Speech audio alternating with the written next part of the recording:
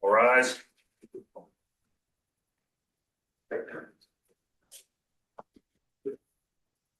You may be.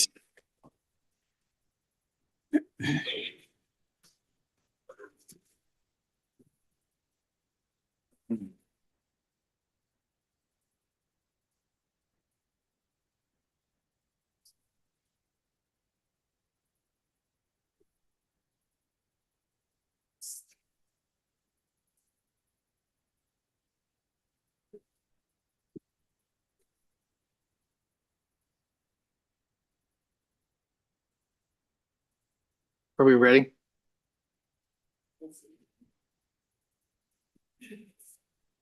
This is in the Kansas Court of Appeals today. We have 5 cases on for hearing, 3 this morning and 2 this afternoon. My name is Kim Schroeder, and to my right is Judge Tom Malone, and to my left is Judge David Bruns. This is a panel of all former district court judges.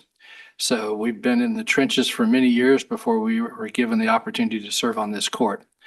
Our first case today is case number 127283, Aaron Farrar et al. Versus Textron Aviation. Counsel, please reflect your appearances. Is court Joe Cronenwitter for the appellants.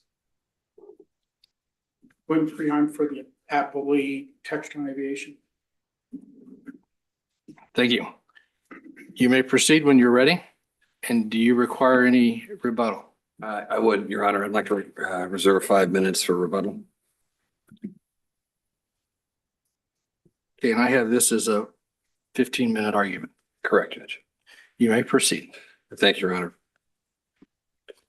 On behalf of the appellants, we raised 2 issues in our opening brief. The first issue was that the district court erred in granting summary judgment, granting the defendant's second and untimely summary judgment motion. The second issue we raised was that the district court erred in even considering the untimely motion. I'd like to take those in reverse order because I want to make sure the facts related to the second issue weren't lost in the briefing. The district court's decision to even consider the defendant's second summary judgment motion was an abuse of discretion, and I'll explain why. The court in this case, at all times, it held a pretty firm grip on the reins. It kept the parties in control with firm deadlines. It firmly enforced those deadlines. For example, we tried to take a deposition out of time after the close of discovery. We weren't allowed to do so. The court set a summary judgment deadline, June 2023. The defendants filed 2 summary judgment motions on time, one of which was granted as to warranties, one of which was denied as to the main case. The court denied that summary judgment motion in August 2023. It's about 45 days before trial. The parties at that time, we were deep into pretrial preparation. Having been trial judges, you know that firsthand that the last 30 to 60 days before a major case. That's the busiest time. We're busy doing jury instructions, the pretrial order, motions in limine. Let me just interrupt you there, because the question I had, and you just mentioned it, is had a final pretrial conference been held and had a final pretrial order been entered? The final when the defendants filed their second, the untimely motion, we had not yet had the final pretrial conference. And I believe Mr. Preheim and I had just started to discuss and work on the pretrial order when the court entered the summary judgment order, throwing the case out. So to answer your question, Judge, no, we had not had the final pretrial. So the defendants, after they lose on summary judgment the first time, they file this renewed summary judgment motion. This is about 32 days before trial. The court, we filed a motion to strike, saying that it was untimely, and the court forced us to brief the issue anyway. This is in the middle of all the other pretrial preparation that was going on. We submit that was abuse of discretion. 6250 KSA 6256C contains a deadline for summary judgment motions. It's pretty clear. The Kansas legislature has made it clear that summary judgment motions are to be filed no later than 30 days after the close of discovery. In this case, the close of discovery was at the end of 2022. So by any means, under the statute at least, the defendant's second summary judgment motion was untimely. Now that statute also says that that's the deadline unless the court orders otherwise, or if there's a local rule that orders otherwise. Well, there's no local rule, but the court did order otherwise. It ordered summary judgment motions to be filed by June 2023. And again, their second motion was untimely by months. We think that's an abuse of discretion. We filed a motion to strike for exactly that reason. The court, even though the defendants never even responded to our motion to strike, the court didn't grant that, and as you know, granted the summary judgment motion. But it's the fact of how the court went about it that we think is particularly egregious and rises to an abuse of discretion. Because as I pointed out, the court had a deadline. Defendants missed it with this motion by months, forced us to do the briefing while everything else was going on, and then granted summary judgment about 7 days before trial. Under the defendant's analysis, that's all fine. Under the defendant's analysis, the court can do pretty much whatever it wants with deadlines. The directive by the legislature in 6256C, I guess it's their position, that's just a suggestion. The court's own order setting a deadline, I guess it can just disregard it. But how does that procedure work? Let's say, for example, this had happened months before trial. And if the defendant's second motion, what if that had been denied? Do they just get to file another summary judgment motion and keep filing serial motions after that? If the defendant's position is that the trial court can do whatever it wants with respect to summary judgment timing and deadlines, to me, that sounds fairly arbitrary and unreasonable. And I hope the court sees it the same. Now, you would agree that when a district court rules on a summary judgment motion and either denies it or partially grants it, that it's interlocutory in nature. Absolutely. So if it's interlocutory as a practical matter, couldn't this issue have been raised at any time before the case was submitted to the jury? The defendants, I appreciate that question, Judge. The defendants had an opportunity to raise it, and they chose not to for whatever reason. We don't know why. They raised the issue of this regulation, 14 CFR 18363. They mentioned it in the first round of summary judgment briefing, as did we. But they didn't raise this specific argument that they did in their second motion. So they chose not to. Now, on a motion to reconsider, I think we cited a case in our brief saying that if this is a motion to reconsider, their second untimely motion, you can't raise new arguments and new law in a motion to reconsider. But that's exactly what they did. They raised a new argument for the first time in this renewed second summary judgment motion. Would this have been acceptable if it had been filed as a motion for judgment as a matter of law? I don't know the answer to that, Judge. I guess the timing of it would. Well, those sometimes, it used to be back in the old days when we were on the district court bench, we called those directed verdicts as well. Now, judgments as a matter of law. And it seems, again, those can be decided at any time up until submission to the jury. As a matter of law, you're right, Judge. But that's not what happened here, though. So this was not purely a matter of interpretation of the federal statute, or regulation. It was, you're saying it was also involved facts? Absolutely. And it was all spelled out in the summary judgment brief, because even though we were, like I said, deep in pretrial preparation, we were able to put together a decent response to their untimely motion. The court held a hearing on it and decided under the facts of the case that our claims were time barred. But deadlines have to mean something. The court's order setting deadlines has to mean something. And in this case, it didn't. And that's not fair to my client. And we were prejudiced because of it. Could they have raised this legal argument later? Absolutely, they could. And we suggested that to the trial court that there's a, If we remand this same issue is going to go right back to the district court to decide. it should. It should. But there are other issues tied up in this.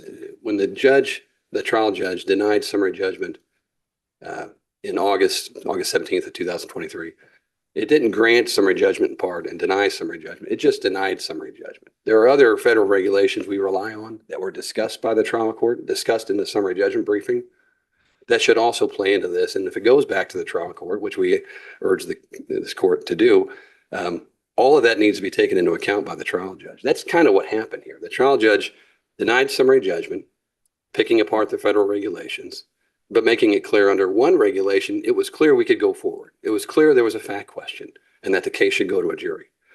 The defendants then honed in on that regulation when they filed their untimely motion, saying, well, wait a minute, under that regulation, it's untimely, so the whole case must be thrown out. The trial judge should have taken all of these into account at the same time, which he did not do.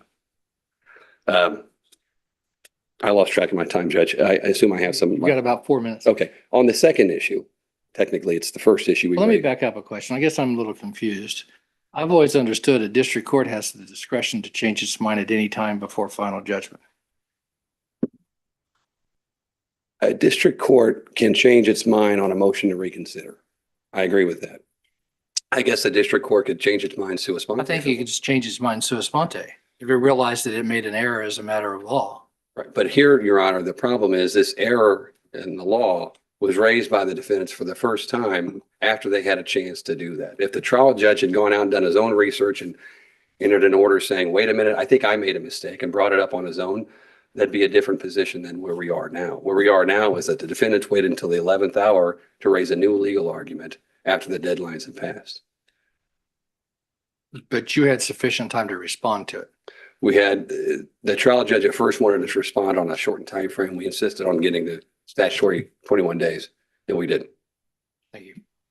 The first issue we raised in our brief is whether or not the trial court's summary judgment order itself was an error. We think it was. There are numerous federal regulations we relied on in our case to prove that the misrepresentation exception under GARA applied. The trial judge focused on the 183.63 regulation and found that that was inapplicable because it was enacted in 2005 after the statute of limitations had allegedly expired. But there are other regulations we relied on where we clearly demonstrated that Cessna and the defendants, they knew about the seat slip problem, that people were dying because of it, and did nothing to report that to the FAA. What about the manufacturer of the seat that was replaced, I think in 2015? That was McFarland, correct, Your Right. Honor. So wouldn't they have had the duty to report the slippage to FFA? The duty falls with the type certificate holder, and that's the defendants. That's not McFarland. McFarland may have its own duties that aren't an issue in this appeal, but there's no doubt, I'm sure Mr. Preheim would agree, there's no doubt that the defendants who held the type certificate had a duty under the federal aviation regulations to report problems if they knew about it. Ad infinitum. Correct. Okay, Thank you, Your Honor. thank you.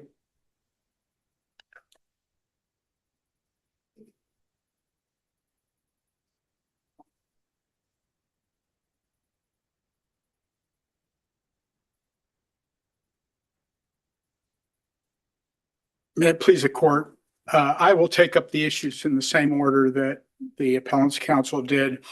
Under 6256, it is clear that the court can order otherwise as to the timing of a motion for summary judgment. There's no restrictions on the court's ability to reverse or change or amend its own order as to when a summary judgment motion may be filed. So that's a starting point. In this particular case, we did not have a pretrial order. It had been the subject of a couple of different hearings and was being debated in connection with a vast array of motions in limine and the like, but there wasn't a pretrial order, and this issue could have been addressed in that context as well. And you would agree that the pretrial order would supersede all prior orders entered in the case unless it was dismissed? I do indeed. In addition to that, this is a pure question of law. And the fact of the matter is that, as the court has already noticed, a pure question of law can be addressed at any time by the court, even in the middle of the trial sua sponte or on motion of a party. In this particular case, it is acknowledged that in the initial briefing relating to the summary judgment motion, Textron did not raise the 2005 date, wasn't aware of it, didn't recognize it until after the court's order. So there's no doubt about that, but because it's a pure question of the law, the court could consider it any time. And what would have happened was a motion in limine to exclude evidence with regard to this particular regulation. That would have been one of the approaches we'd have had, because we'd have said, all right, under this regulation, none of the evidence is admissible because, as a matter of law, this was after the statute of repose had already expired. Another way we would have handled it was a judgment as a matter of law, as the court has already recognized. So there were other mechanisms by which we would have raised this very issue, which would have resulted in the same posture that we were ultimately in, which was that evidence would have not come in. 183-63 was the only basis that the trial court allowed this matter to go forward under the original summary judgment ruling. So as a practical matter, had the court done this in the context of a motion in limine to exclude evidence with regard to 183-63, we'd have been in the same position. The case would have been dismissed. There is nothing that precludes the district court from exercising its discretion and reviewing throughout the history of the case a ruling on an issue of law. And that's what happened here. Everything was within the discretion of the court and the inherent power of the district court to address its own rulings and make changes. This particular instance, it was an enormous saving to the economy of the judicial economy, and not going forward with a lengthy trial that was in the end going to be subject to a motion for judgment as a matter of law. The other thing that I'd like to very briefly address is, if the court has reviewed the district court's order, which in my view was very extensive and well-reasoned. This is a very complicated case, and the district court was extraordinarily engaged from day one and paid attention to the motions, the filings, and went through the allegations in the appellant's brief are that the district court did not address the reporting obligations that a manufacturer of an aircraft has. And it is just not the case. If you read the court's decision, he spent 4 pages addressing the various regulations that were alleged by plaintiff to give reporting obligations to Textron. Let me interrupt you with a question. Certainly. Would you agree with the district court's original ruling that Regulation 183.63 would require reporting had it been enacted before 1997 as opposed to 2005? I would not, and here's why. The 183.63 is part of the DOA ODA 2005 revamping of some of the federal reporting obligations and the requirements under the FARs. And as part of that, there are a vast number of enacting regulations that apply to what the reporting obligations are. And a manufacturer of an aircraft has what's called a continuing operational safety obligation, COS. There's an entire department at Textron that is just responsible for cost reporting. And what happened here was they never raised 183.63 at all, at any time, until their reply in response to Cessna's motion for summary judgment. And so there was no discovery on 183.63. There was no opportunity for expert testimony on 183.63. Their experts didn't cite 183.63. So the problem from our perspective was we would have fought tooth and nail against 183. Is there any regulation that should have required Textron to report the seat slippage?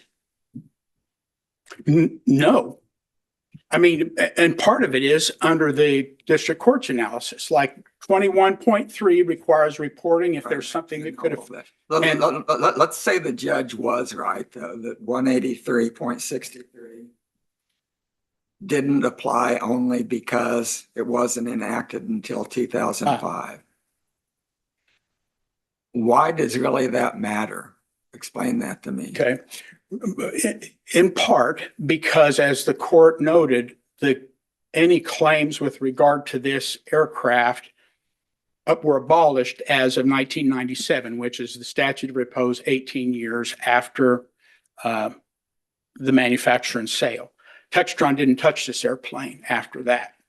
And so that's one reason. The other reason is there are obligations under that reporting system that I just mentioned, but they are very specific. So what the plaintiffs did was cite the general regulation, but what they didn't do is go through what cost requires.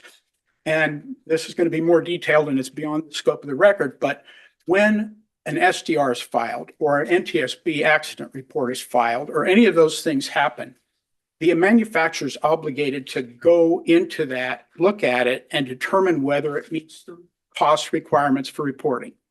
The FAA is an actual participant in that process.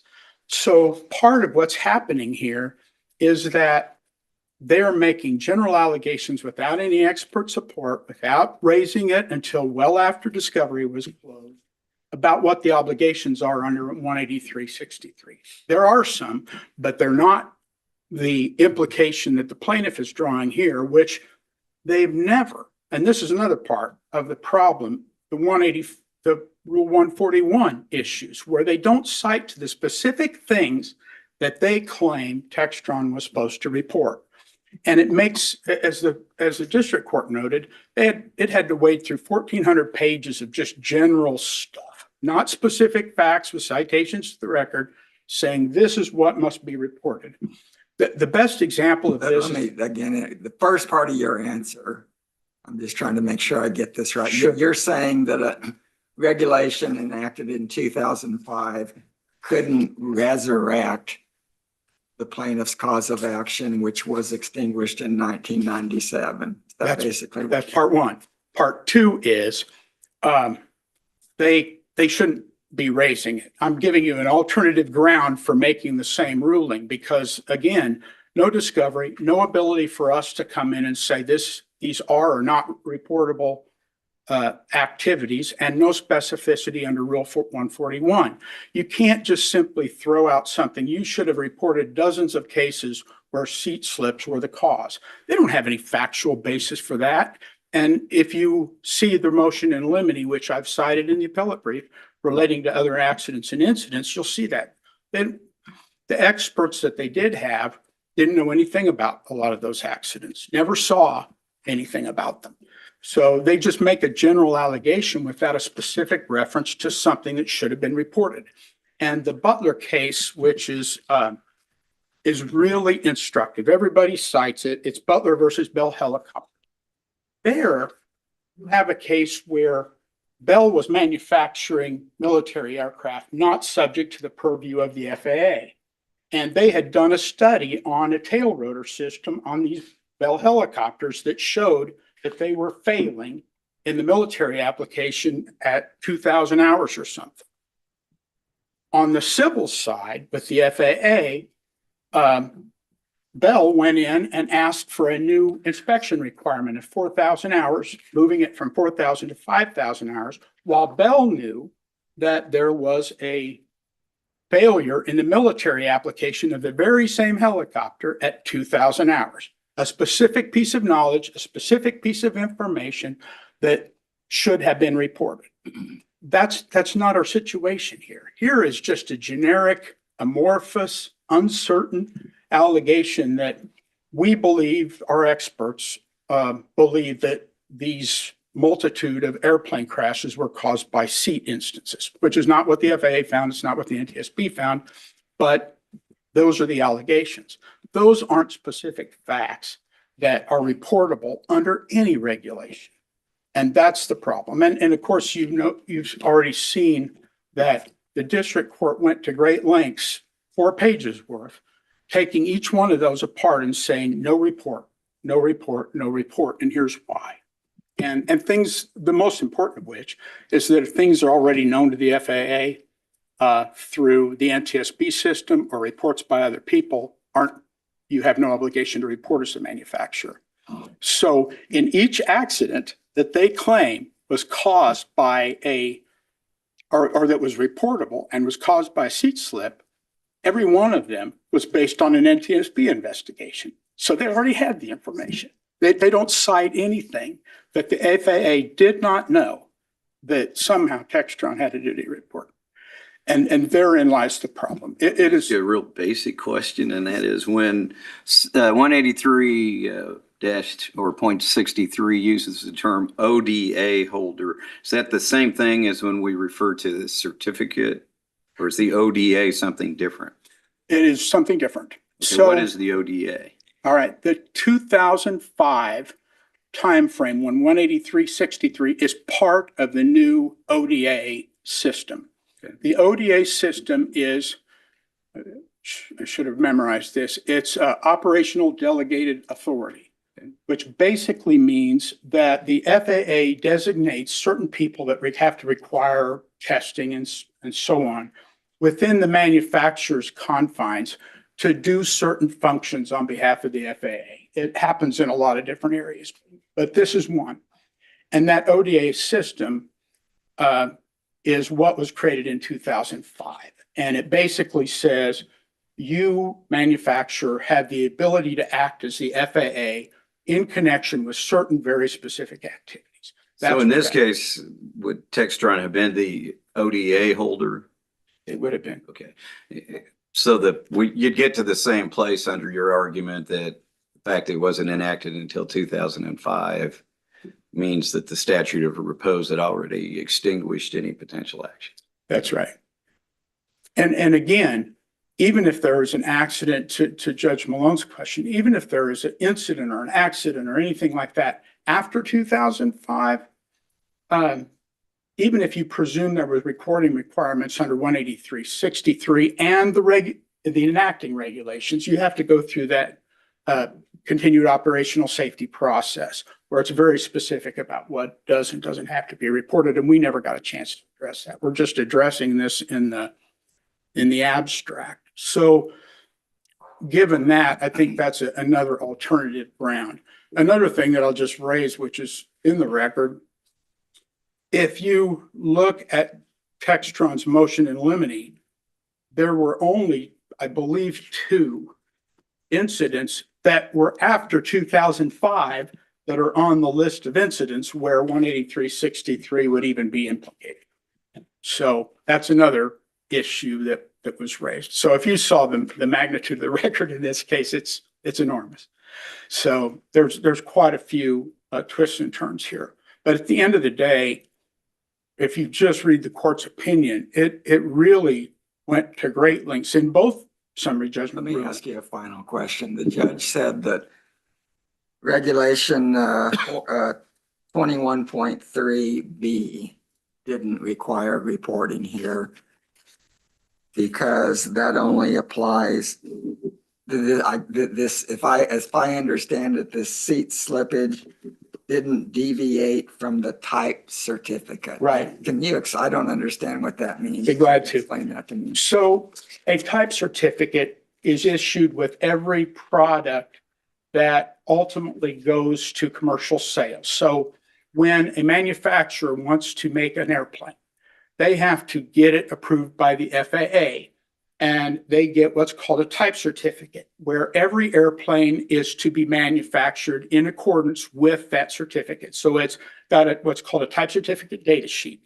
And this airplane has to conform to those requirements. It's to keep somebody from making an airplane. 1979. Pardon? It has to meet those requirements in 1979. That's true, but even if so what happens is that FAA issues that type certificate, says, okay, that's a legitimate airplane. It meets our testing requirements. It's deemed to be safe and so on. Every airplane after that, every 172 has to meet the requirements of that type certificate, even if it was made today. In fact, they are making 172s today. So it would have to meet those type certificate requirements. There is not an allegation in this case that the airplane didn't meet the type certificate requirements, which is why there's no reporting obligation under B. In other words, the airplane was made in conformance with the type certificate issued by the FAA. And then after the type certificate is issued, the FAA issues what's called a production certificate, which allows a manufacturer to make and sell multiple airplanes in conformance with that type certificate. So that was then issued. And then after that, a specific airworthiness certificate is issued to the airplane itself. And there's no allegations about any of those things. The plane came out as designed is the answer to that type certificate question. And that's why there's no obligation under B.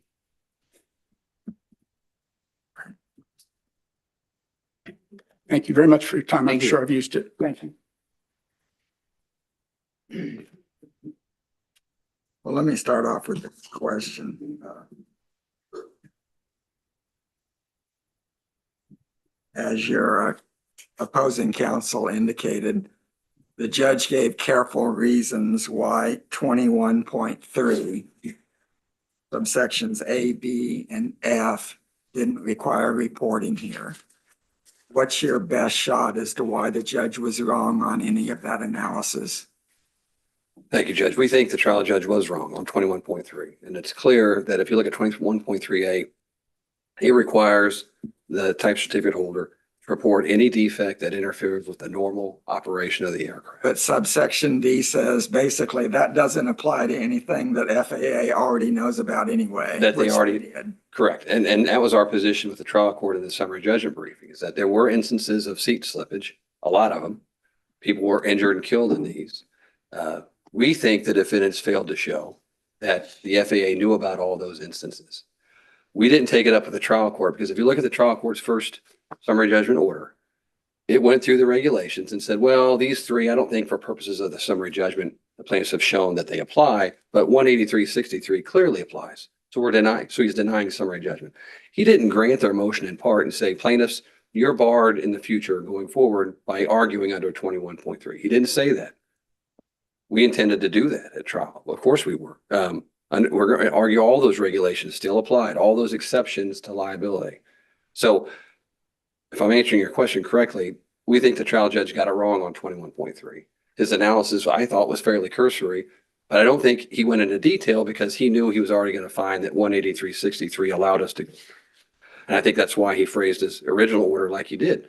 Like I said, he didn't grant it in part. He didn't say we're precluded from arguing 21.3. He just said, for purposes of the motion, it's denied because clearly there is a path forward for the plaintiffs. Mr. Preheim raised the issue of an expert. That baffles me. I'm not sure what expert in the world we could have talk about the legal requirements and interpret the CFR, the Federal Aviation Regulations. I can't imagine the trial judge even allowing us to do that. And don't think for a minute the defendants wouldn't have moved to strike that expert as somehow advising the court on the law. I don't think an expert did. He also argued that we didn't raise 183.63 until the summary judgment briefing, but that's not our burden. This is their defense. They moved for summary judgment on their affirmative defense of the statute of limitations. If they wanted to know what our position was on that earlier, they should have asked us that in discovery. But I don't like the implication that we somehow sandbagged the defendants by not raising 183.63 until the last minute. We raised it when it was brought up by the defendants. The last point, that Bell helicopter case, it's curious how it's being twisted into somehow supporting the defendant's position. If you read that case, it's a California case from 2000. I don't recall the exact date. But the trial court in that situation granted summary judgment to the defendant. But the Court of Appeals reversed on exactly what we're talking about right now. The Court of Appeals reversed, saying the misrepresentation exception under GARA applied because the defendant should have reported information to the FAA and didn't do so. And that's our position. That's as clear as it is. That's why this whole Guerra argument is fairly straightforward. The question is, did the defendants know about it? Well, the judge, the original go around, decided there's an open question of fact that only the jury can answer whether they should have reported this, whether the misrepresentation exception applies. He got that part right. What he didn't get right, in our view, was his subsequent ruling saying we're somehow barred on all of our claims simply because one federal regulation was enacted after the statute of limitations. We think that was in error. Bell Helicopter supports our position. It's exactly on point. Well, as an aside, and it doesn't matter here, but the plaintiff does have a cause of action against McFarland, right? It had a cause of action that it pursued against McFarland. Okay.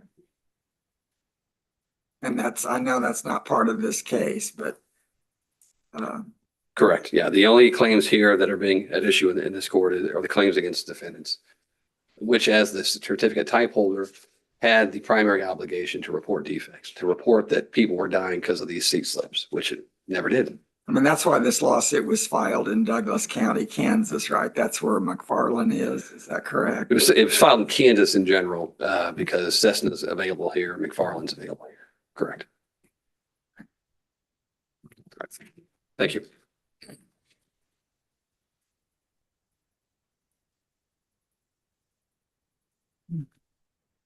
We'll take the matter under advisement and issue an opinion as quickly as time allows. Historically, we try to have that done within 3 days. Thank you.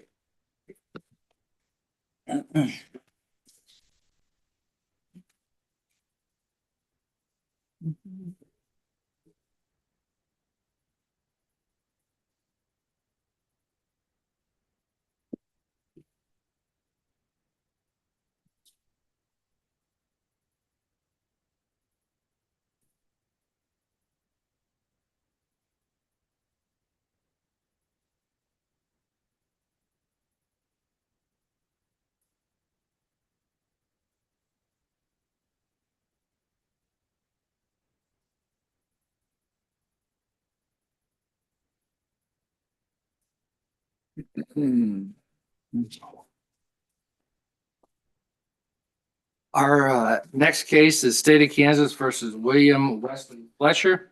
It is case number 125,821.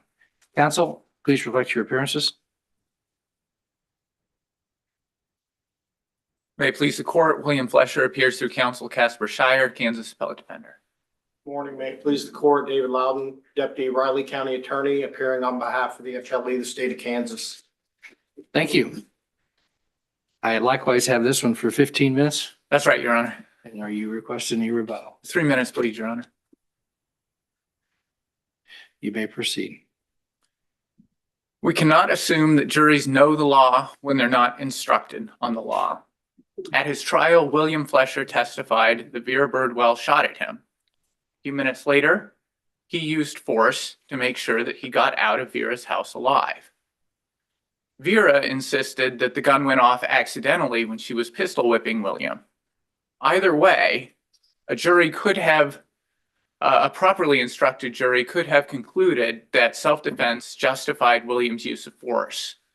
And more to the point here, a reasonable jury could have concluded that the state did not disprove a self-defense theory.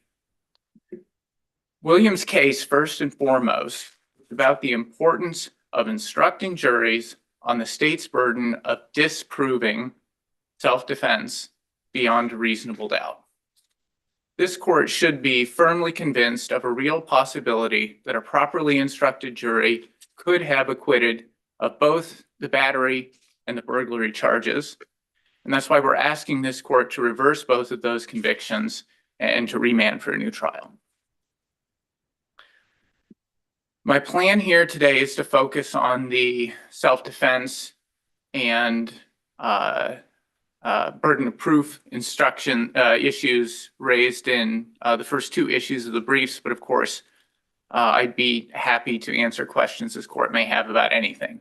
Now, these objections weren't raised below, is that correct? They were not, Your Honor. And so our review is for clear error. Yes. Thank you. I'll start with something that I think we can probably all agree on, which is that Williams jury did not get the instruction that's laid out in PIC 51.050, the burden of proof that applies to affirmative defenses, and that clarifies for the jury that once the defense puts forward the facts which could support self-defense, which William did here, the state needs to disprove that beyond a reasonable doubt, and that burden never shifts back to William. There are two cases out there from our Supreme Court looking at this instruction. The first one is Staten, the second one is Buckschrag. Our argument here today is that in terms of the instructions the jury received, this case is more like Staten than it is like Buckschrag. Because in Staten, just like in this case, PIC 151.050 was left out completely.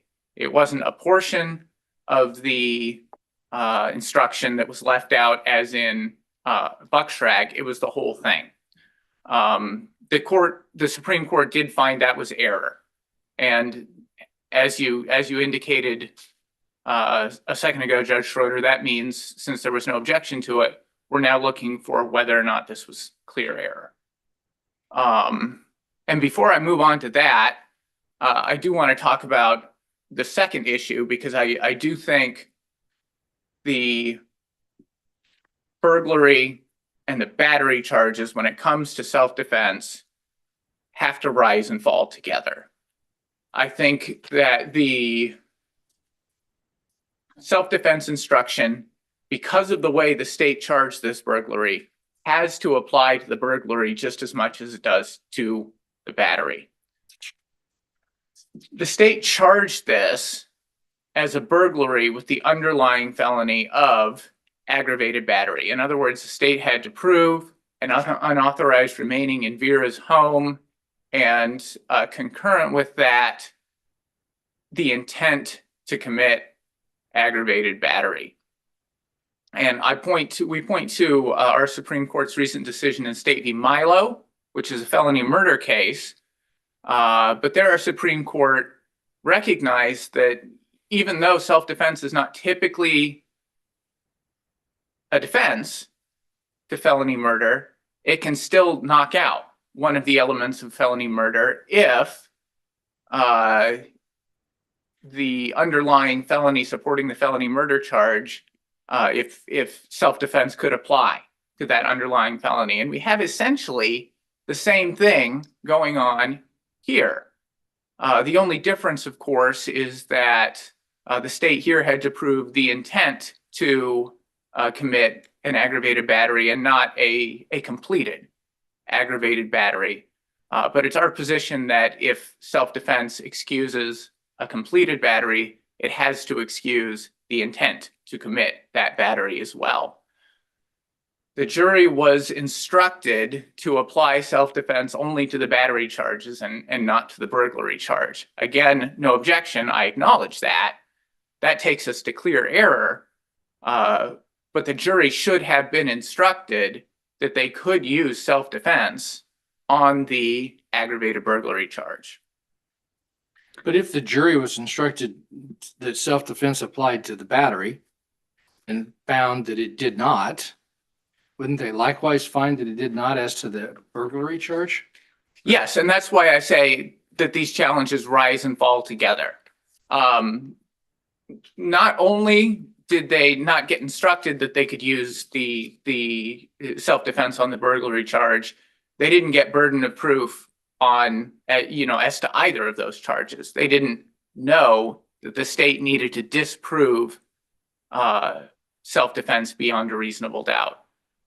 But if a jury finds that the defendant's guilty of battery beyond a reasonable doubt, doesn't that mean by simple analysis that they would have found that self-defense didn't apply? No.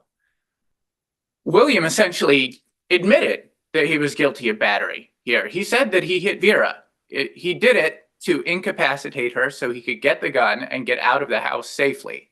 That was his defense.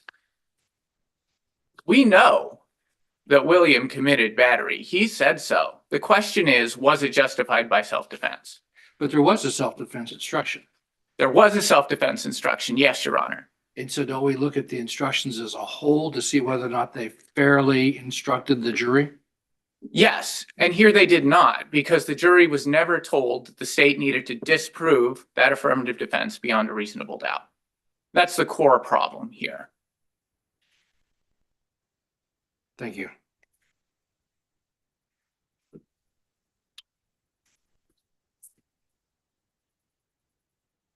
These errors do rise to clear error, and I'll point to two things specifically in support of that argument.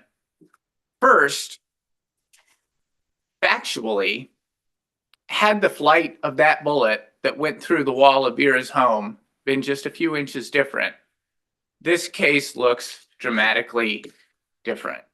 Either William never leaves that house, or perhaps the roles at trial are reversed. That wasn't lost on William, and I don't see how it could have been lost on the jury either. This is our Supreme Court found in Staten the instructional error not to be clear error, largely based on the evidence. But Staten presented a very weak case of self-defense. Multiple witnesses said they saw Staten in the parking lot beating his significant other with a stick, and Staten testified otherwise. This is a case that's very different, because even if the jury accepted broadly Vera's version of what happened in that house, that the discharge was an accident that happened while she was pistol whipping him, that's still a firm basis for a self-defense claim. That's still a firm basis for saying I subjectively and objectively reasonably believed that I needed to incapacitate her and get control of that weapon so I could get myself out of that situation Did safely. he have any right at that point to be in her trailer? Once she said, "Get out of here," and before she hit him with the pistol? And if so, what was his right? Was he a licensee? He wasn't a business visitor, and she told him to get out. Right. And So what was his legal right to be there at that point? well, I think that's a tricky factual That's a tricky question. question too, because I don't know the answer. It seems to me he Right. had no right to be there. And so maybe Staten isn't all that much different. Well, Your Honor, here's the thing.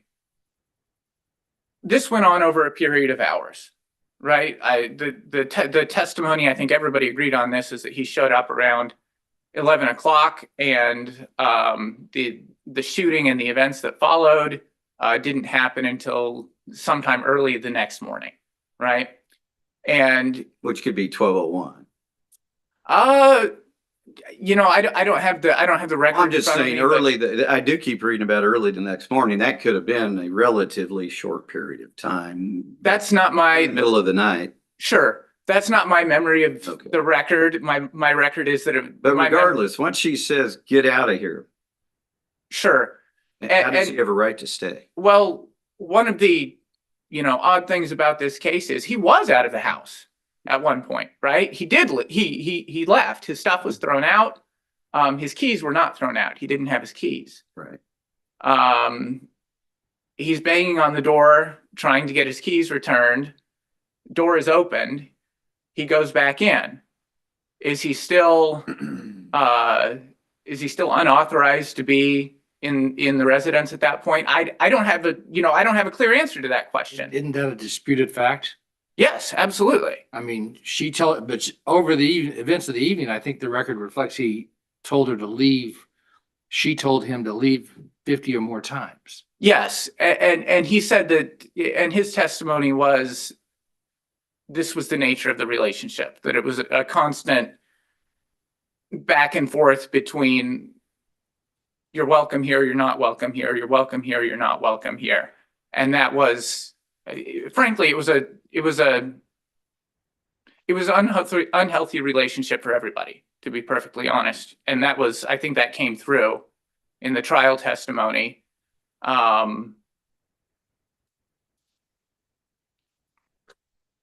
essentially William's version of all of this was that, yes, I was constantly being told to go and not to go. And this is just how things were with Vera. So yes, I think the jury did have a job there in weighing out whether William was authorized to be in the home at that point or not. But I will highlight that after the episode where he's thrown out, he's pounding on the door is opened, he goes back in. So there's a break in the action there. Right, and that's before the gun was used. And that's before the gun was used. Yes, Your Honor. There's also an episode in there where some of this was caught on video, snatches of it, not all of it. There were some cameras inside Vera's house. But there's also, an episode.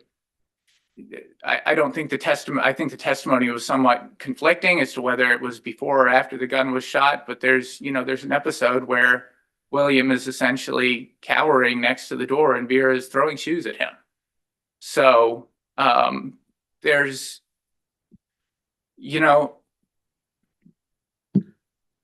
right, I've allowed you to exceed your time. I'll give you a minute to wrap up. I appreciate that, Your Honor, and I think I'll probably be back.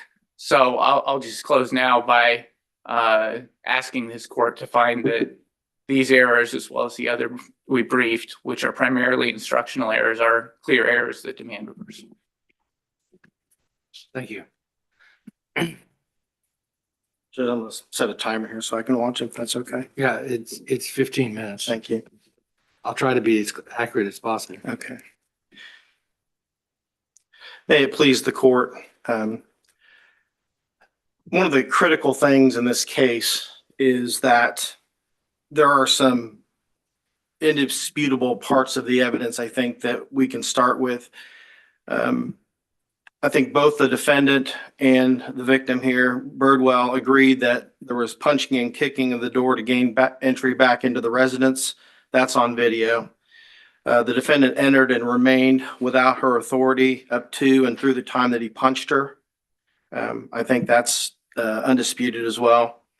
That Birdwell had put the gun down before she was attacked by by the defendant.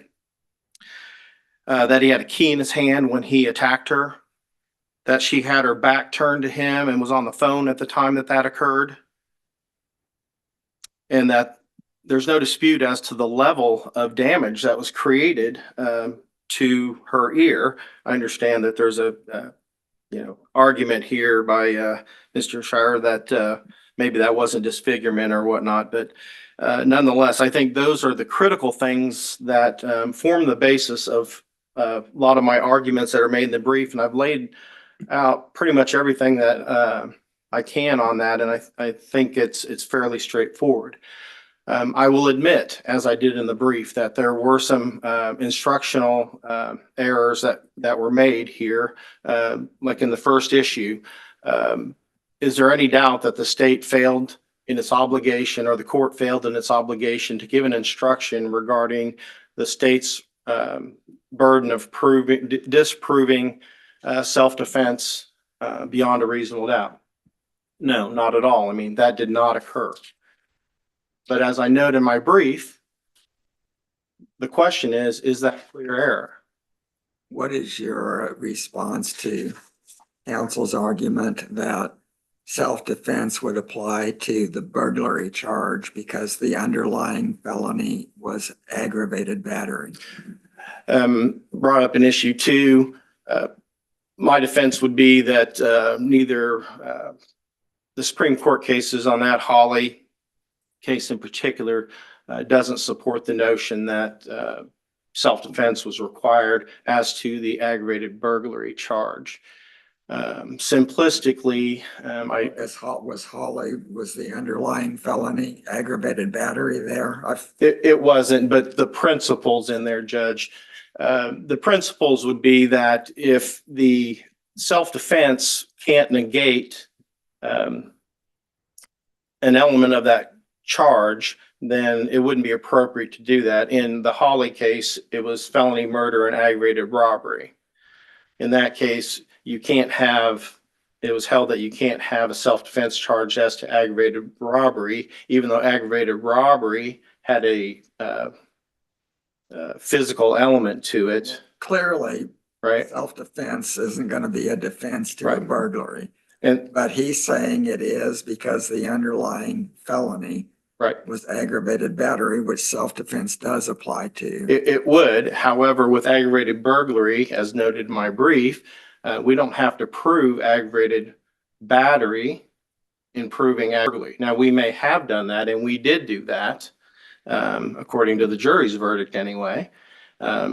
So you can't negate an intent by saying, I have self-defense against this thought that's in my head. I don't know how that works. So the second part of that would be, clearly in this case, he was an initial aggressor. He wouldn't even get that legally, get that as a defense to being a legal or initial aggressor. As already discussed here, there's no question he forced his way into the house, or at least was there without authority. There may be some question in there whether she asked him to come in. We don't have any of that evidence. What we do know is he was violently beating and kicking on this door. Call it a moment of weakness or what you may. She opened that door because he was very violent in doing so. She knew that his keys were in the house. She had tried to, put all this property out, didn't get the key out. He ends up coming back in and they continue to argue. She keeps telling him to leave. He will not leave. I think she's throwing shoes at him, just mad that he's still there. She has the gun and there, again, we don't know exactly what happened other than the fact that she said that they were struggling and she hit him and the gun accidentally goes off. But we do have his testimony that says, testimony and things that he had told the police. I don't think she was really trying to shoot me. I think it went off by accident, that he wasn't scared. Of course, he came back later and testified that maybe he was a little bit scared. But to me, that's neither here nor there. How many times does a person in defending their home and not wanting them there, how many times do they have to tell somebody to leave before they can take measures to defend themselves? It's true. They did have this relationship that was dysfunctional, I think, at best, on again, off again. But it still doesn't take away from the fact on this evening, she tried to get him to leave. He would not do that. But I do think. Let me ask you a question about the facts here.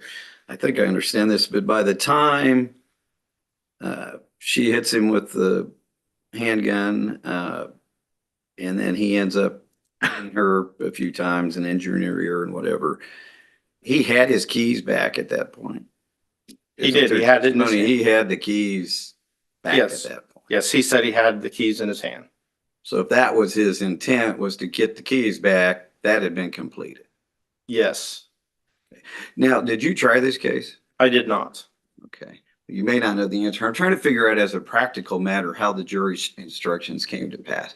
Did the defense introduce any jury instructions? I mean, sometimes they do, sometimes they don't. They would have their proposed instructions. They did, Yes, yeah, that would be the practice in Riley County is, but we don't know. Because I know in Shawnee County, there are a few defense attorneys that say, hey, that's the court's job. We don't want to get involved. right, I didn't like that, but that's what they did. right. Okay, so the self-defense instruction, I assume then was likely requested by the defense. Was it limited to any one count or was it just generic? I believe it was limited to the battery, aggravated battery. I think if you look on Mr. Shirer's conveniently done some good work, I think, but I think he may have mentioned it in there. Well, maybe I'll ask him. Yeah, Show us where it's at. And my reason for asking that, I'm going to assume for me that it was limited to the aggravated battery.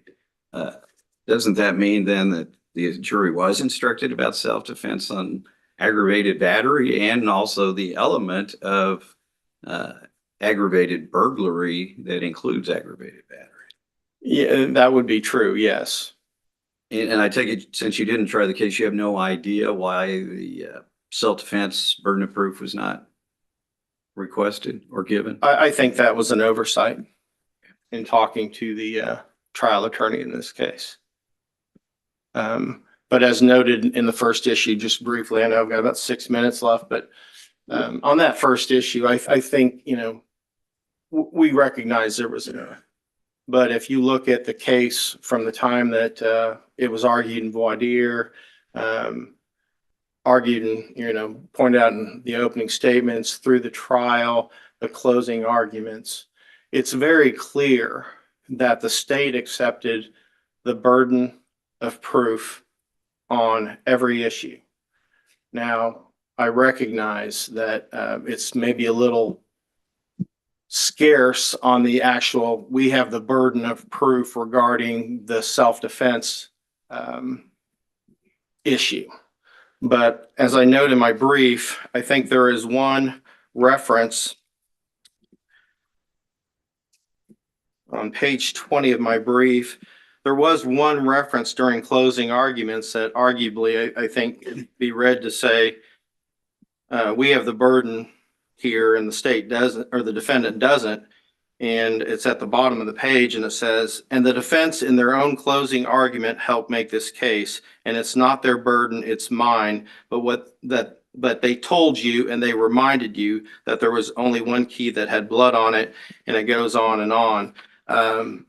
I submit to you that that is a reference to the self-defense portion, but even if it's not, I don't know how the jury could have come away in this case with some idea that the defendant had a burden to do anything. They were never instructed the defendant had the burden to prove anything. It was never argued that they had the burden to prove anything. At every turn, the prosecutor said, it's our burden, I accept this burden. And we have to prove it beyond a reasonable doubt. One of the instructions, in fact, also indicates to the jury that they had to presume that this was in place. This presumption may be overcome if you are persuaded beyond a reasonable doubt that the person did not reasonably believe the use of force likely to cause death or great bodily harm was necessary to prevent imminent death or great bodily harm to himself. That was an instruction number 8, which is set out on pages 14 and 15 of my brief. So again, that suggests to me that there was a presumption there and it had to be overcome by the state. I think when you look back at this, and if the question is, had this instruction been given, is there a reasonable possibility that the verdict would have been different? And I submit to you, as I did in my brief, that it wouldn't have been any different, even if this instruction had been given. And I'm not downplaying the need to give that, or, you know, I know counsel indicates, you know, well, it must serve some purpose. Of course it serves some purpose. Kind of reminded me as I was driving into the court today, I heard something that made me chuckle on the radio. Kirkland has a grass-fed butter that's getting recalled because it didn't have a label on it indicating that it had milk products in it. And the guys on the radio were just laughing, saying, obviously it's butter, it has it. If you've done it, then that's kind of your fault. Well, it may be obvious that it's butter, but it doesn't mean that, you know, as we go down, you know, if you go down the road of a lawsuit or something, that you're not going to be able to defend that. Of course, anybody would know that was butter. I don't know how that would turn out. But similarly here, you know, just because there's an instruction here that everybody agrees maybe should be given as a best practice, that does not equate to clear error in this case. So, with regard to the rest of the issues, I would just submit them on the brief unless the court has any other questions. I think they're fairly straightforward and well thought out by both parties. How would you address the lack of a unanimity instruction? My argument would be, again, I set this out to you, is number one, under the facts of this case, there were not multiple acts involved. Everybody's focus was on after the door kicking, after he entered after that point in time. And then what was his intent as he remained there? There was no suggestion by any party or arguments or that any of this occurred the first time he was in the house before he got locked out when he went to use the restroom outside.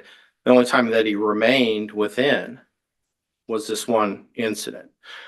So that's my first part of my argument. Second part of my argument is, even if you don't believe that and you believe that there was more than one incident that could have been involved, the prosecutor and the defense attorney all narrowed this issue down to one singular incident. Okay. Under Kansas criminal law, a party can elect, and I submit to you that occurred in this case. If the party elects and there's no unanimity instruction, then there is no error. So I think you can go two ways on that. Thank you. Are there any other questions? If not, thank you for your time and consideration. I ask that you affirm the convictions and the sentences in this. I think I found the answer to my question. I Well- think that is this correct? That defendant claims his use of force was permitted as self-defense of the two aggravated battery charges or battery charge. Yes. Okay. So the actual instruction did explicitly limit it to the batteries. And I would point out also, this is one of the advantages of having rebuttal is I get to sit there and sort through my record while Mr. Loudon is up here taking questions. But defense did submit an instructional packet. It did, of course, include a self-defense instruction. And the packet requested instruction just said defendant claims use of self-defense or use of force was permitted as self-defense. It did not have the additional language that went into the final instruction that went to the jury, limiting it to the battery charges. So again, I recognize there was no objection to that, but certainly the defense did, at least in their packet, ask for a more general self-defense instruction. And the final thing I'll say, and the thing I plan to close with, is that an accurate burden of proof instruction is central to a fair trial. And our Supreme Court, the United States Supreme Court, have both recognized that in the context of the general burden of proof instruction, it's one of the very few things. It's on the very short list of errors that are structural errors, is giving an accurate burden of proof instruction.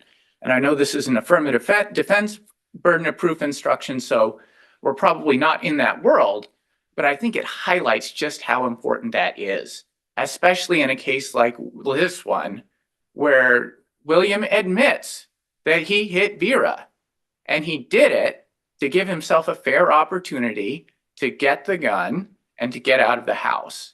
And the jury needed to know that the state had to disprove that theory beyond a reasonable doubt. And they didn't. And that's why we're asking this court to reverse these convictions. Thank you. As I said earlier, we'll take the matter under advisement and do our best to issue a decision within 60 days. Have a great day. Thank you, Boo.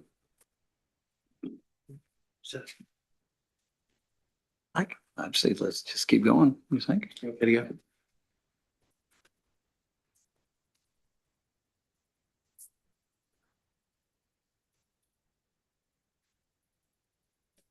Our next case on the morning's docket is Walter C. Spencer and Cheryl J. Spencer versus Gary Ziegler. It is case number 126-848. I have it for 20 minutes. And as always, counsel, you're free to use your 20 minutes, but you don't necessarily have to. You won't be penalized.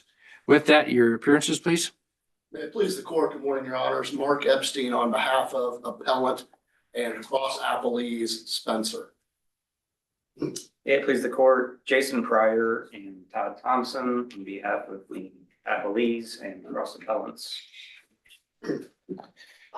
Thank you. And are you requesting rebuttal? I am, your honor. May I reserve 6 minutes of my 20 minutes for rebuttal, sir? You may.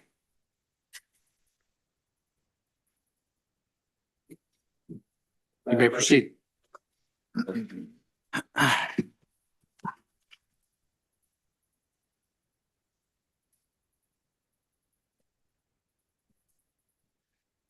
May it please the court. Good morning, your honors. Mark Epstein on behalf of appellants Spencer, also cross appellees.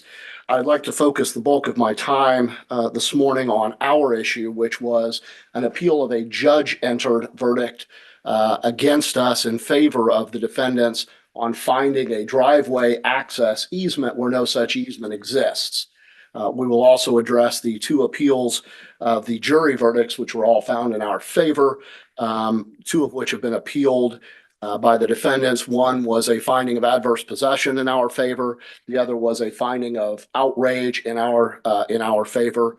But again, the focus of my appeal is the finding of an easement where no such easement can lawfully exist. The interesting thing about this case, your honors, is the fact that it really didn't need to be tried.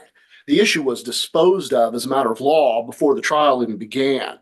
And what I mean by that is the law is you can't create an easement for yourself on property that you already own. So that's the well-established law. Before we got to trial, the defendants entered the expert opinion of a real estate professor who said in her own appellate brief, or I'm sorry, in her own opinion, and then testified again in court, that an attempt to create an easement over parcel A benefiting parcel B will be ineffective if the same owner holds title to both parcels. In this case, that was true. The expert concluded the only thing that prevented TID was the owner of both parcels in 1967. I should back up. TID owned 2 parcels of land in 1967. In 1967, he sold the east parcel to Henry, sold the west parcel to Bauer. Those were at separate times. In his conveyance of his east parcel, while he's still on the west parcel, he made a conveyance that essentially said, I'm conveying an easement to one Alma Decker and her assigns for the use of that driveway as it now exists for Alma Decker's use of that driveway. And that language is very, very, very important. And we'll come back to that in a minute after the conclusory. That was made in the reservation to the second track he was conveying. Correct. That was that language that I'm reserving an easement to one Alma Decker for her or her assigns to use that part of the driveway, no description, as it exists, and Alma Decker to use it to access the west parcel. So that's in the reservation made from TID in his east parcel to Henry. He ultimately sells the west parcel to Bauer, tries to make some kind of an easement reference in the Bauer deed over the parcel he already sold. That's a nullity. You can't reserve easements on property you don't own any more than if you and I were neighbors. I can't give myself an easement over your land if I don't own it. So the Bauer deed is off the table because it's a nullity ab initio. You can't create an easement on this parcel when you don't own it anymore. So the only one that's at issue is this Alma Decker language, very personal language, in the conveyance from TID to Henry in 1967. And I'll note at this point, that conveyance, that easement language never appears again in another deed, ever. It appears one time in the TID to Henry conveyance. The Henry conveyance on does not contain a reservation of an easement. The conveyance to my client does not contain any easement language. It's never conveyed again. Subsequently, the language, even if it would have been valid, which it wasn't, in the Bauer deed, west parcel, didn't show up in the defendant's deed. So the defendant doesn't have a deed, which would indicate to him that he has an easement over my client's parcel. My client doesn't have a deed indicating that it's subject to any easement. But the historical record of the title reflects that. Our title report did not reflect. I know, I'm not talking about that. I'm talking about the records at the Register of Deeds would reflect the granting of an easement. You are correct. The 1960, well, Wouldn't the buyer be on notice to check that out? well, here's the issue. I'm gonna have to split a hair here. Was that an easement?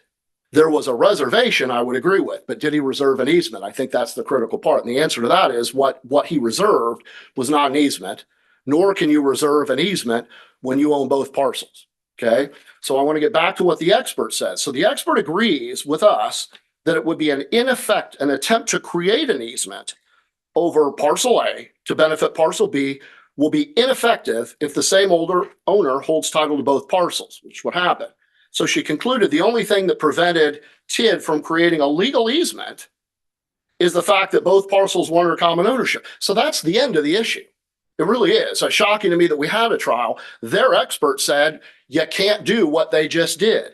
The only thing that prevented TID from creating a legal easement, and those are her words, during Decker's tenure, is the fact that both parcels were under common ownership. So if you don't have a legal easement, begs the question, what do you have? An illegal easement, a fake easement, phony easement, or no easement at all? It's more likely what you have. You don't have an easement at all. But it goes farther because counsel for the defendants put that in a pleading, and that's significant.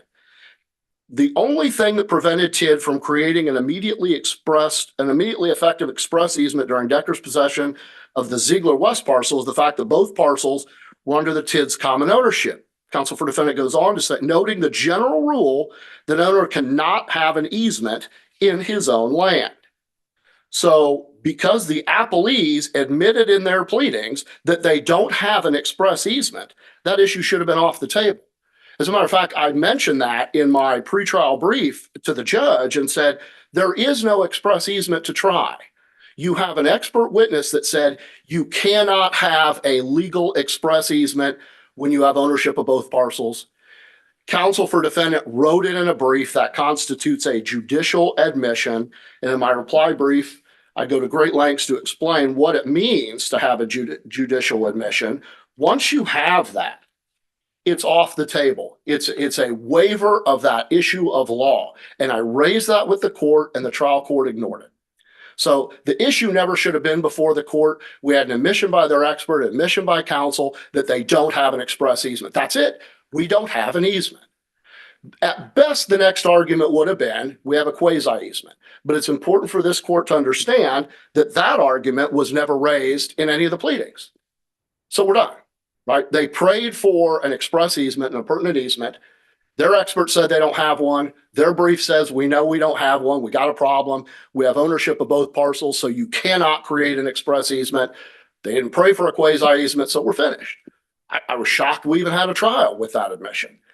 But for the sake of the record, let's discuss why, even if that could have overcome the hurdle of having a trial after the judicial admission, why they still don't have an express easement. So an easement has to run with the land. We all know that. But what does that mean to run with the land? It means it has to benefit an estate. You have a dominant estate and a subservient estate. Subservient estate is the estate upon which the easement is granted. The dominant estate, as the name would imply, is the one that has the right to use that easement. Okay? So if I'm giving you an easement over my land, you can cut across my lawn to get to the swimming pool. Then I am the servient estate. I'm the one giving up a right. You're the dominant estate. You're the one that has the right to cross my property. And it has to run with the land. So you got a dominant estate, a servient estate. What did Alma Decker have? Nothing. The court said there's no indication she ever owned any land because she didn't. She's not in the chain of title for anything. So Alma Decker is not a landowner. And that is an absolute, mandatory, indispensable prerequisite to having a servient easement. You must. Let me ask you a question here. Yes, sir. We don't know much at all about Alma Decker. Is that accurate? Accurate. The case law you cite certainly is longstanding about, that you can't create this easement if you're the owner of the land, which the benefit. But you can grant a third party the right to use your land under an easement, correct? You'd be talking about more or less an in-gross easement, like a utility easement. Right. I could grant a third party if she is a tenant or a possessor of part of that property, not an owner. Would that make a difference? It might, but she's not a tenant either. And therein lies the problem. No, that's the problem. We don't know, do we? But then whose problem is that? And I don't mean that to be flip. The problem is if you're the one trying to establish the easement, and that's going to be your claim that I had some possessory interest, then you have to prove that you had that possessory interest. You'll notice that there is no citation to the record of what Alma Decker was, who she was, or what possessory interest she had. There is no lease. There is no deed. There is no record of her in the chain of title. So when the trial court concluded correctly, and this is what's shocking, the facts they set out support a win for the plaintiff, that there's no easement. They just came to the wrong conclusion. So to your question, we don't know, right? So if she was a tenant, maybe, but we don't get there because there's no proof that she was a tenant. So without any possessory interest, even if it was temporary as a tenant, you cannot have an interest that runs with the land. But there is evidence, is there not, that Alma Decker was not an owner of this property? I mean, we can go back and look at do a title search. Correct. It's void of any evidence. That's correct. There is no Alma Decker in the chain of title, and there is no lease recorded that Alma Decker ever owned or leased either side. And see, that's the other interesting thing. Who said Alma Decker had to be the tenant of the west parcel, not the east parcel, right? Because then it would have been to her benefit to access the west parcel for the east parcel's benefit. See, everybody has assumed that it must be for the benefit of the west parcel that you can drive over the east parcel. Not necessarily true. If you're coming the other direction, then you can come across that way. So we don't know any possessory interest. So it can't run with the land. It simply can't. You have to hold a tenement of some sort. She held nothing. And to the extent that there might have been a lease, no evidence. Did she own any adjoining ground? She owned nothing that we can find. You checked the record around this property? We did, actually. I mean, it didn't come up in court, but we checked it, and there's no evidence that she owned anything. So she has no interest in any land adjacent to, in, or on this property. And without being an owner, and you have to be an owner.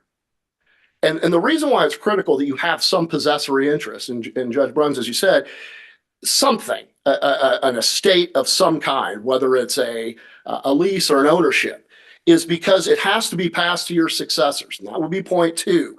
Look at the language in the easement. The easement doesn't create an easement. And understand the law says just because you call something an easement doesn't make it an easement. It could be a license. It could be or just because you call it a lease, it doesn't have to be a lease. It could be an easement. It could be a license. It could be anything. You have to look at the criteria. One of the criteria is the language that talks about successors and assigns. See, that's critical. That's how I know this was never supposed to be an actual easement. Successors and assigns is the language we always use, right? A successor means somebody who comes after you, your purchaser, right? An assign is a little different. She didn't have a successor because she owned nothing. There's nobody to succeed to Alma Decker.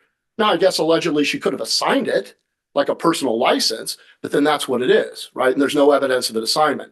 So she can't have a successor of any kind because she has no written document, no lease, and no ownership. So it can't be a successor, and she didn't assign it.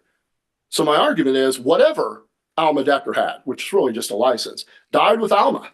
There's nobody to succeed to her, and there was nobody that was assigned to. So that's kind of the end of the easement discussion. The mere granting of a right in writing doesn't automatically render it an easement. The existence or absence of words that are ordinarily used in the conveyance of estates is important. And the label that the parties give the right doesn't dictate the legal effect. So when you look at the criteria for establishing an easement, you have things like successors or assigns, and they fail that. Right? You look at things like for $10 another valuable consideration. You have to have consideration for an easement. They fail that. You generally have to be the owner of land. It has to benefit your parcel, right? She fails that. You usually have a maintenance covenant. The person who is benefiting from the easement is responsible for maintaining it. They fail that. So you cannot have an easement without having a possessory interest in land. And as I said in my brief, an easement is kind of like a receipt that you staple to an invoice to show paid in full. How does my right run with the land if I don't own the land? How did Alma Decker staple her rights to some third party's piece of land? She can't. She had no rights under that property. They fail all of the tests for an express easement, and they admitted such. So I don't want that to be lost on this course, that their judicial admission is dispositive of the issue of an express easement. If you want to look at the merits, they fail all the merits also. The only thing left would have been a quasi easement, and they never pled one, and they can't meet the elements of that either. So for all of those reasons, Your Honors, I would respectfully request that this court consider and reverse the trial court's holding that there is an easement that benefits the Ziegler property over the Spencer property. I'll make the rest of my response in my 6 minutes. Thank you, counsel. Thank you, Your Honors.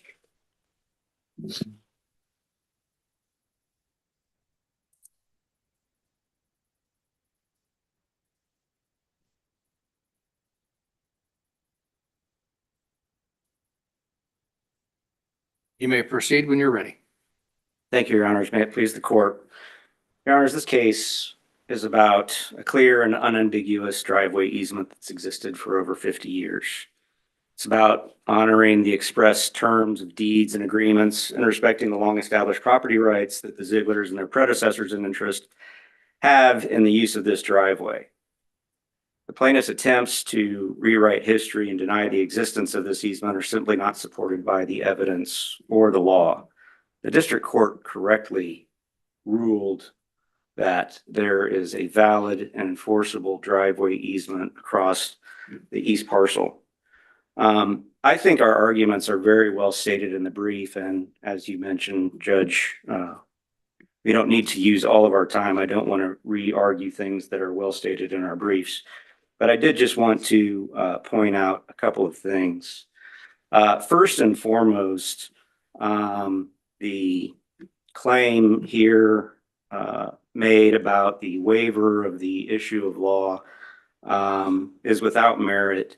Both, if I would direct the court's attention to the Record on Appeal, Volume 1, page 518, that is the pretrial order that was entered in advance of the bench trial at which the easement issue was taken up by the court. And clearly in the Ziegler's legal contentions are claims that an express easement existed, as well as claims that a quasi easement was created while the two parcels were under the common ownership of the TIDs. As we heard in earlier arguments today, the entry of that pretrial order supersedes all previous entries in the docket and directs how the court is going to hear the case. So I would direct your attention there to address the erroneous claim that plaintiff's counsel brought up this morning. What about, he also said in addition to that, that you admitted no express easement. Did you make an admission that there was no express easement? No. We moved straight to quasi easement. It's certainly not contained in any of our pleadings. While an expert may have stated something inartfully, that does not constitute a judicial admission. And certainly the court, in evaluating that testimony, obviously didn't give it any weight or credibility, as it has discretion to do for any witness's testimony. So your position is that neither the Zieglers nor their counsel made any admission? Correct. Correct. So I'm going to touch on all of the points, but I'm happy to address any questions that you have on any of the four issues that are on appeal. But with regards to the express easement, the Henry deed, the May 2nd, 1967 conveyance, where the TIDs conveyed the east parcel to the Henrys, is where that express easement was created. And the language in the deed is clear that plaintiff's property was conveyed subject to the express easement. It's not a matter of interpretation, it's a matter of reading the plain language. It was done by reservation. And again, from back in law school, we're taught the analogy of the bundle of sticks. And in that deed, the TIDs conveyed to the Henrys all the rights that they own, everything in the east parcel, except for the driveway easement and the septic easement. Okay, it reserves that. Okay. And that fact has been lost throughout the arguments, the entirety of that case. They want you to focus on one Alma Decker, one Alma Decker, one Alma Decker. And isn't Alma Decker prior in time? Pardon? Isn't Alma Decker prior to 1967? Do I have that right? And again, we believe so, but there's nothing in the record as to what her use was. Anecdotally, we heard she. No, I'm saying the grant, the alleged grant to Yeah. Alma Decker was prior to 1967. It was probably, the Tids owned the property, I believe, since 1945. Is when they purchased the 80 acres. That's in the record and that's in the briefing, but I believe the date is 1945. And so there were 22 years that passed where the Tids had unity of ownership in both parcels prior to their conveyance of the east parcel to the Tids, and then in June, the west parcel to the Bowers.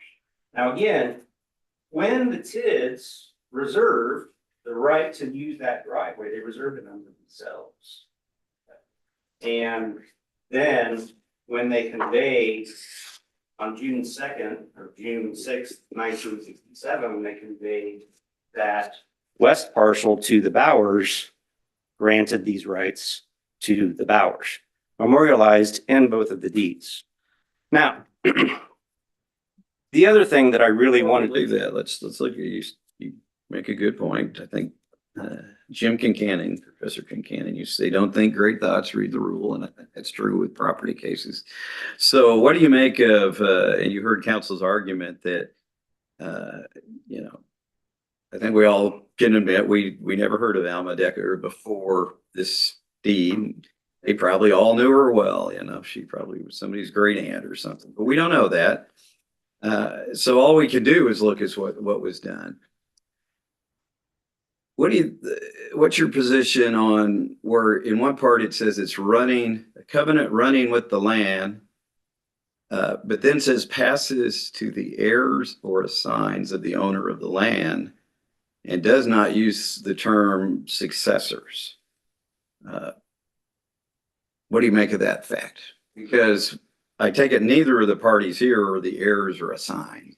yeah, I mean, again, Judge, I think you got to look at the totality of the circumstances here. And the reference to Alma Decker, I think, is a memorialization of how the land was probably used when it was under common ownership. I mean, we believe that she was a tenant and that she ran the corner store that was a one pump gas station and a bait shop. But that's not in the record. We don't have any evidence of that. That's just anecdotal stuff that we kind of heard. But regardless, what we do have are all of the subsequent owners, from the Tids to the Henrys and then the Bowers, even the Gaspers, who were the plaintiff's predecessors in interest in 1982, entering into what we refer to as the Hughes-Sharp Agreement. Okay. All of these parties in 1982, 15 years after the conveyance, admit in that Hughes-Sharp Agreement that there is a driveway easement and a septic easement. That's weighty stuff. Kansas law provides, excuse me,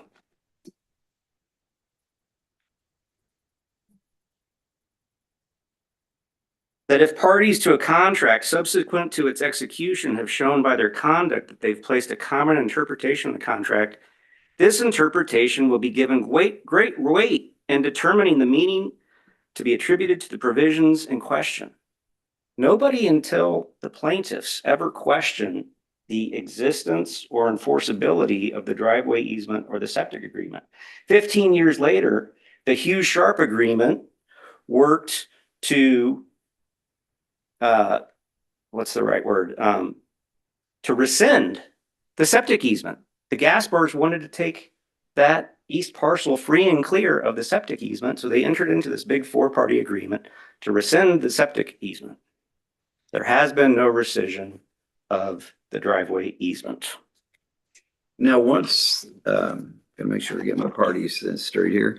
Once the Spencers took possession or took title to their property, did the Spencers and the Zieglers commonly use this driveway? Was there evidence of that? Well, I'll make a point about You that. did say the parties, I'm pretty sure. Quoted. Well, I was talking about the parties to the Hughes Sharp agreement. Okay. And So what so- about these Which parties? is prior in time to these two owners. Exactly, prior in time to these two. But what was or is there anything in the record about what the practice was of these two parties before they got into this dispute? The Zieglers purchased the property in 2019. Now, Mr. Spencer did testify at trial that nobody during his ownership ever used that. But I don't think that that's a really important factor because, again, under our theory of the quasi easement or quasi easement, however you want to say it, what is important is that that easement is established by implication through prior use upon the sale of one of those parcels. So it only really matters what it looked like in 1967. Okay. What was the existing use at 1967? Okay. And the court correctly found in finding that there was a quasi easement that ripened into an implied easement. Does that mean inherently then there's no express easement or? No, there's both. Alternative. There's both. Yeah. There's both. Didn't one of these, and I may have my memory messed up, but didn't one of the parties receive the property through a quitclaim deed and not a warranty deed? The plaintiffs did. There were two conveyances, and I'm not sure exactly what the circumstances were. All we can see is that there is a warranty deed and a quitclaim deed. There were other quitclaim deeds in the chain of title, but none at this initial outset phase between 1967 and 1982 in the Hughes Sharp agreement, if memory serves. But I mean, when the plaintiffs took possession, they received this tract by quitclaim deed? One of the deeds by which they received the parcel was a quitclaim deed. I believe. And did that tract cover the area where the easement is? Yes, So Yes, it did. they received it subject to whatever the owner had. exactly. And interestingly, Gaspar, who was the person that one of the predecessor in interest to the plaintiffs, was a party to the Hughes Sharp agreement in which these appurtenant easements are memorialized. How much time do I have left, Your Honor?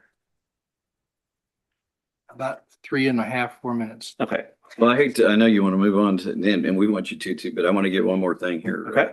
You know, we have one Alma Decker, I'm quoting, and said Alma Decker, and said Alma Decker, and granting two Alma Deckers. So we have 4 times in this one little clause of the 1967 conveyance, referring to her and her right to use part of the driveway and access. Is it possible under Kansas law for one to grant an easement that is personal in nature and only to a specific person and not to their successor? It's possible. However, And then, okay, if it's possible, then you know what my next question is going to be. Why isn't that what happened here?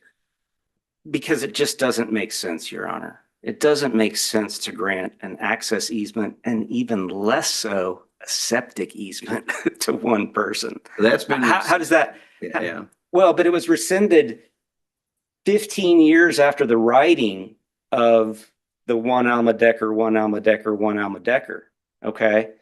It doesn't make sense to grant a septic easement to one person. It doesn't really make sense to grant a driveway easement to one person. Well, if they're running cattle and they're running, haying, whatever, it's done in Kansas though, is it not? Absolutely, I absolutely. might have a Not in brother-in-law I'm letting hay my fields, and I'm more than happy to let my brother-in-law come in until he divorces my sister.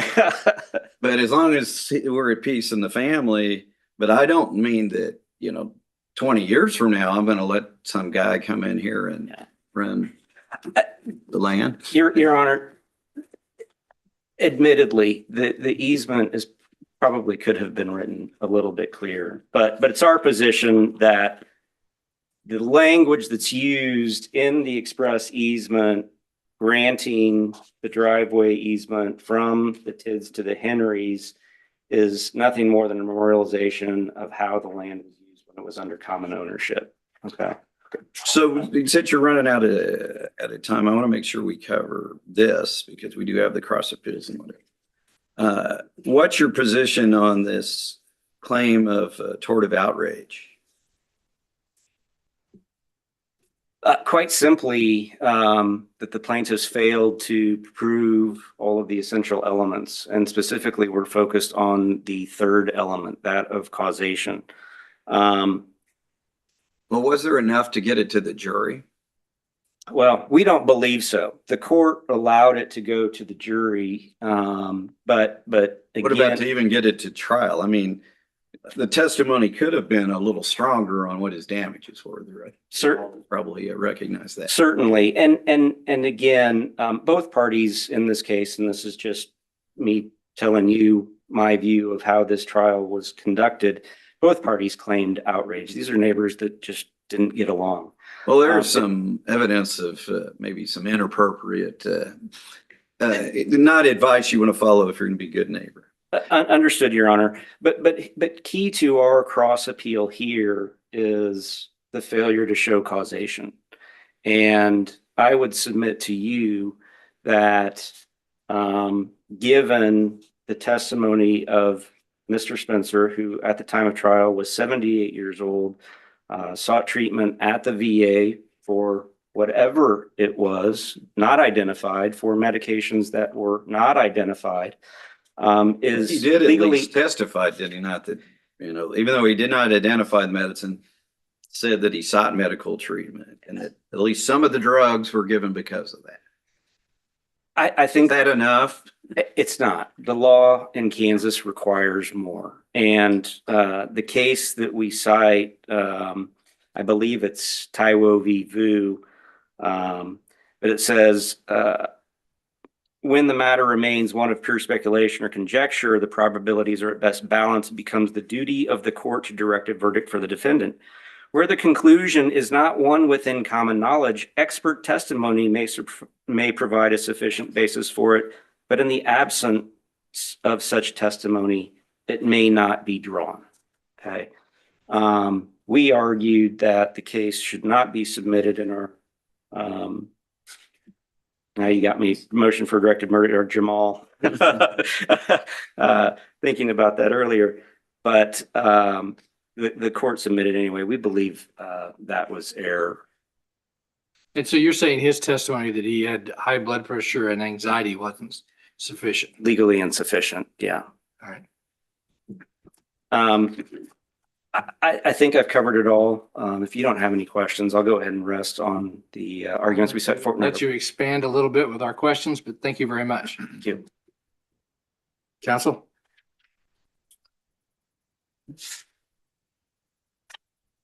Thank you, Your Honors. I think it's important to correct some misstatements of what occurred at the trial court and in the briefing. Mr. Pryor said they never waived. That's absolutely false. They absolutely waived this argument about an express easement, that it was in their pleading at page 11. They wrote the words in their summary judgment. Tell me what pleading. Motion for summary judgment, page 11. The only thing that prevented TID from creating an immediately effective express easement during Decker's possession of the Ziegler property west parcel is the fact that both parcels were under the TID's common ownership, noting the general rule that an owner cannot have an easement in his own land. They wrote those words in their pleading. And when was that filed? What's the date on that? I did not bring the record. Was it before the pretrial order? Yes, Your Honor. And you heard his argument. He says that both of the claims were preserved in the pretrial. I disagree. They've tried to preserve a lot of things that nobody ever agreed with on. Did the judge sign off on a pretrial order where they Despite stated? our agreement. But the Yeah, point is, we don't always like it, but the question is, did the judge sign off on a pretrial order? let's assume that that preserved the right to argue it. Okay. Okay. I don't agree that it did. They waived it in their own writings. They had one expert. But if it does supersede prior, Okay, then they have to prove it at trial, and they didn't do that either, which is the reason why I went on and didn't rest solely on that. okay. But to say that they never waived is false. Okay, they did make the admission on page 11 of their motion for summary judgment. Then what he said is we reserved it to ourselves. Well, that's not true, because you can't reserve an easement unto yourself. So when he did his bundle of sticks, he proved my point. Right? You can't reserve an easement unto yourself, and you can't reserve easements when you own both parcels. So when he said we reserve that easement unto ourselves, that is a factual nullity. You cannot reserve unto yourself. You can reserve for somebody else's benefit, but TID can't. You can't grant a tract of land and reserve an easement over that land for your benefit. No, not on another piece of land that you own. You can't reserve an easement. The condition if you of own both. conveyance to the third party. Mm-mm. That's not what that says. So if I own a farm and I have 160 acres and I decide Judge Schroeder is getting ready to retire here pretty soon, or he should, Right. he wants to retire and raise some cattle. And so I say I got some grassland out there I'm not using. I'm going to convey 10 acres to Judge Schroeder. But my golly gee, I'm going to reserve to myself the right to get out to my property, because I have to go through it to get to the other part of my 160 acres. I can't do that under Kansas law. But that's not what this was. Oh, I'm not And maybe saying I it was, misunderstood but the yeah. question. Well, because I think you had just told Judge Schroeder you couldn't. And So I'm you can do sorry. it. You're just saying it wasn't done here. Yeah, I'm sorry, Judge Schroeder. That scenario, you can do that. What happened here was trying to put an easement on a piece of property to benefit your other piece of property that you still own. And the law is what the law is, that you cannot do that. You can't, and they admitted that. Their experts said that. What makes it an ineffective express easement is the fact that the person owned both parcels at the same time. That's the longstanding law, and that's what they tried to do. You simply can't do They that. have it wrong, but I thought the TIDs conveyed to the Henry's on the east. Henrys, and that's where the reservation is. That's correct. But they tried to reserve the easement for the benefit of the west parcel, which is property they still owned, for somebody else.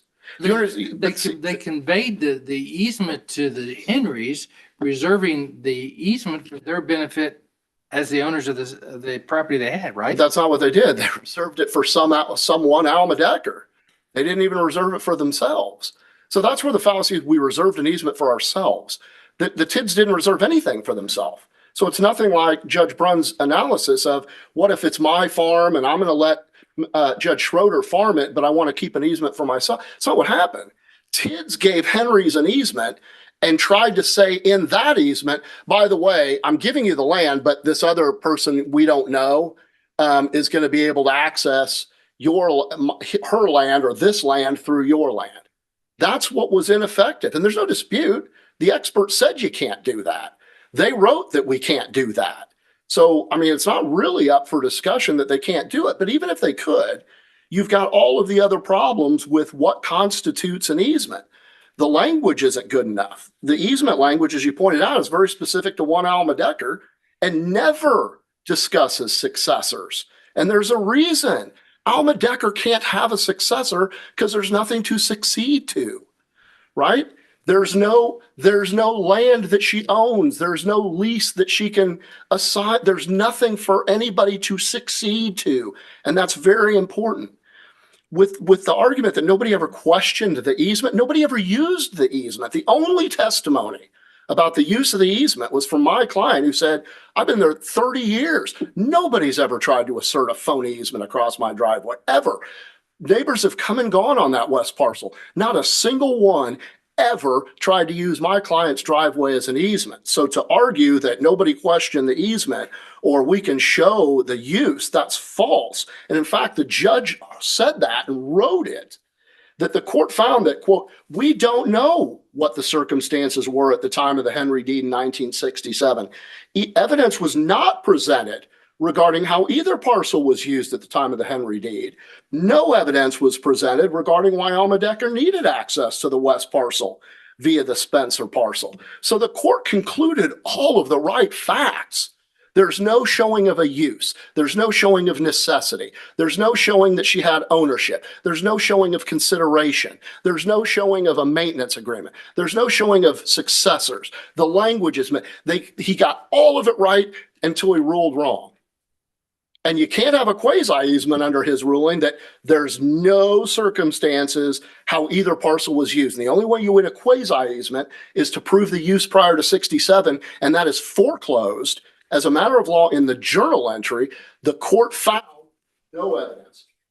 So you can't win on the express easement for the reasons cited prior. You can't win on the quasi easement because it was their burden to show use, and the court found, as a fact, there was no evidence of the use.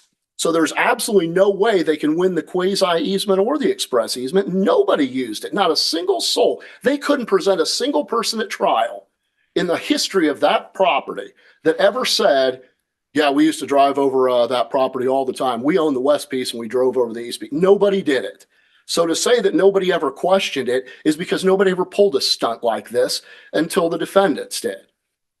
As far as the outrage claim, Judge, I just briefly want to touch on, I think, our response to the outrage and our response to the summary judgment. The court was very clear how it held. Mr. Spencer said that this was causal, that it was the cussing at him, the following him, the standing on the dumpster screaming at him, the throwing the nails on his driveway where he would drive over them, the following to other people's property. Anything that explains how the jury came up with $6,300? The dollar amount, I don't know, Your Honor. No, that's a question I don't know an answer to. But whether or not we proved up the elements, that the court was very clear that Spencer testified that because of the emotional distress, and because is the causal language, because of the emotional distress that he suffered, he has had physical problems because of it. He said he is on 8 to 10 medications, one for anxiety, and that affected his blood pressure, which was related to the medication. So with that, I find the threshold requirements have been met, and the outrage claim by Mr. Spencer against Mr. Ziegler can go forward, and the jury can be instructed on that. So Mr. Spencer was clear under his recross that the reason why he's on the medications is because of the behavior of the Zieglers, and the court found that that behavior shocked the conscience and was not tolerable in civilized society, and then let the jury decide, I'm going to let it move forward, but the jury has to figure out whether that is so unconscionable and whether or not his damages are a result of that behavior. And that's how they found. So we more than met the threshold to get to the jury. The jury heard the jury instructions, which were approved by both parties, and found that we met all of the elements and unanimously found in favor of the outrage claim. Likewise, although it wasn't discussed today, they unanimously found in favor of our client on the adverse possession claim. But the easement claim is the one that is obviously most important to our client. It was never an easement intended to be created. It can't be created when you own both parcels. There's no evidence of a quasi easement. The record is clear what happened. The judgment in and of itself was the error. We respectfully request that be reversed, and that there be no easement, express or implied, found on my client's property.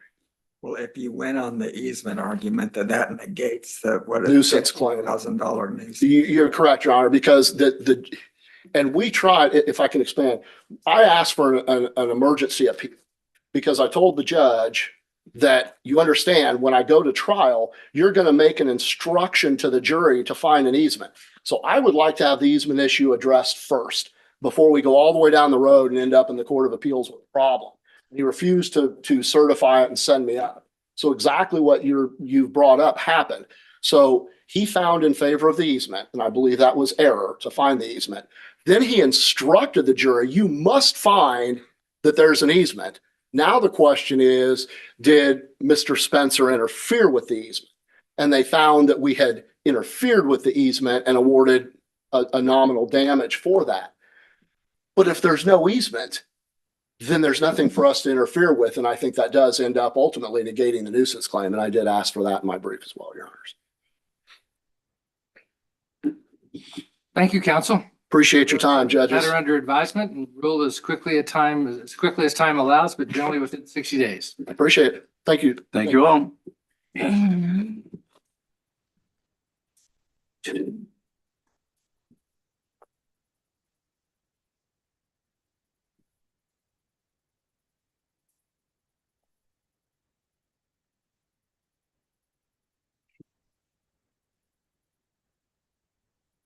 Souvenir? Huh? Souvenir? Well, on Joseph. Yeah.